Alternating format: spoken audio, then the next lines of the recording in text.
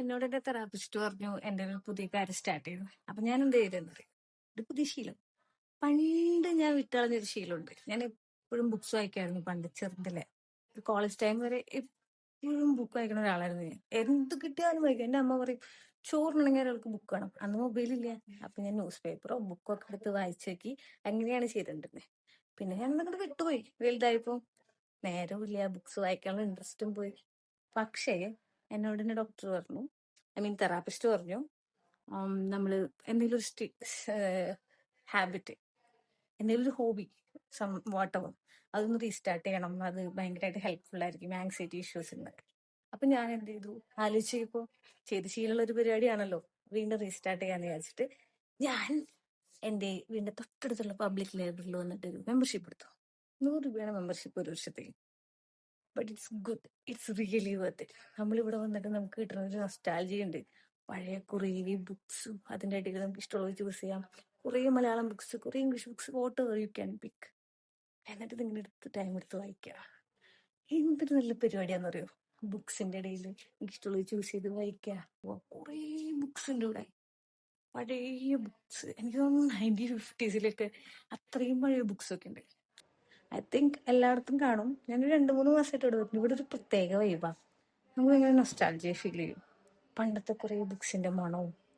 നമുക്ക് ഇഷ്ടമുള്ള book choose ചെയ്യാം. മലയാളം, ഇംഗ്ലീഷ് എല്ലാം ഉണ്ട്.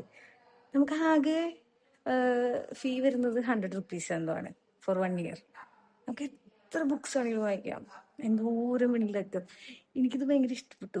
ഇവിടെ വന്നപ്പോൾ കുറെ അങ്കിൾമാരെയും ആൾക്കാരെയൊക്കെ കാണാൻ പറ്റി. ഞാനധികം ശീലിക്കാത്ത കാര്യമാണ് ആൾക്കാരായിട്ട് മിങ്കിൾ ചെയ്യുന്നതൊക്കെ. Because I have social anxiety. അതിന്റെ ഭാഗമായിട്ടുള്ള ഇതുകൾക്ക് ബ്രേക്ക് ചെയ്യാൻ പറ്റി. ബുക്സ് എടുത്തുകൊണ്ടുപോയി വായിക്കുന്ന ശീലം തുടങ്ങി. ആ ശീലം എന്നെ ഭയങ്കരമായിട്ട് ഹെൽപ്പ് ചെയ്യുന്നുണ്ട്. ഇത് മൊത്തത്തിലൊരു പഴമയുടെ ഒരു സംഭവവും എല്ലാം കൂടെ ഭയങ്കര ബ്യൂട്ടിഫുൾ ആയിട്ടുള്ള സ്ഥലം കേട്ടോ. എല്ലായിടത്തും ഉണ്ടാവും തോന്നുന്നു. അപ്പൊ നിങ്ങൾ ഇങ്ങനെ ഒരു സാധനം എക്സ്പീരിയൻസ് ചെയ്തിട്ടില്ലെങ്കിൽ എല്ലാവരും എക്സ്പീരിയൻസ് ചെയ്യണം. ഉറപ്പായും നിങ്ങൾക്ക് ഇഷ്ടപ്പെടും. എനിക്ക് തോന്നുന്നു എല്ലാ പഞ്ചായത്തിലുള്ള ഒരു സംഗതിയാണ് ഈ പഞ്ചായത്ത് ലൈബ്രറി. ഈ ഇരിക്കുന്നതാണ് ഞങ്ങളുടെ ലൈബ്രറിയൻ മോഹനൻ അങ്കിൾ. ഇങ്ങനെ ഒരു വാതിലിക്കോടെ കയറി ചെല്ലുന്ന ഈ വിശാലമായ ഈ വലിയ മുറിയിലാണ് ഞങ്ങളുടെ ലൈബ്രറിയിലെ എല്ലാ ബുക്കുകളും ഉള്ളത്. ഇടുങ്ങിയ കുറെ വഴികളും നിറയെ അലമാരകളും അതിനകത്തൊക്കെ ഒത്തിരി ബുക്കുകളൊക്കെ ആയിട്ടാണ് ഈ ലൈബ്രറികൾ. നമ്മളെക്കാളും വയസ്സുള്ള ബുക്കുകൾ വരെ ഇതിനകത്ത് നിന്നാണ് പറയണേ.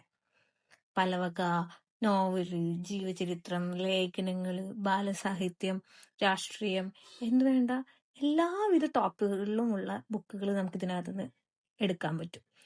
MT ഉണ്ട്, പുനത്തിലുണ്ട്, പട്ടത്തുവിളയുടെ ഉണ്ട്, കോവിലന്റെ ഉണ്ട്. സാഹിത്യകാരന്മാരുടെയും ബുക്ക് ഇതിനകത്ത് അവൈലബിൾ ആണ്. ഇംഗ്ലീഷ് ബുക്സും ഉണ്ട് കേട്ടോ. ഇങ്ങനെ കുറെ ബുക്സ് സൈഡിലൊക്കെ ഇരിക്കുന്നത് നമുക്ക് കാണാൻ പറ്റും.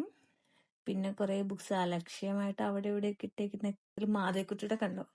ഈ ബുക്ക് ഞാൻ വായിച്ചതായിരുന്നു കേട്ടോ. ഈ ബുക്കില്ലേ, പണ്ട് നമ്മൾ ബൈൻഡ് ചെയ്ത് ഉപയോഗിച്ചിരുന്ന ബുക്കില്ലേ, അതാട്ടോ. അതിന്റെ ചട്ട കണ്ടാ മനസ്സിലാവില്ല. പിന്നെ ഞാൻ ഈ പത്മരാജന്റെ ബുക്ക് എടുത്തു, മോഹനങ്ങൾ രജിസ്റ്ററിൽ ഫിൽ ചെയ്തു, ഞാൻ വീട്ടിലേക്ക് തിരിച്ചു. അത്രേ ഉള്ളൂ. അപ്പൊ ഞാൻ അടുത്ത വ്ളോഗിൽ കാണാം. Bye bye.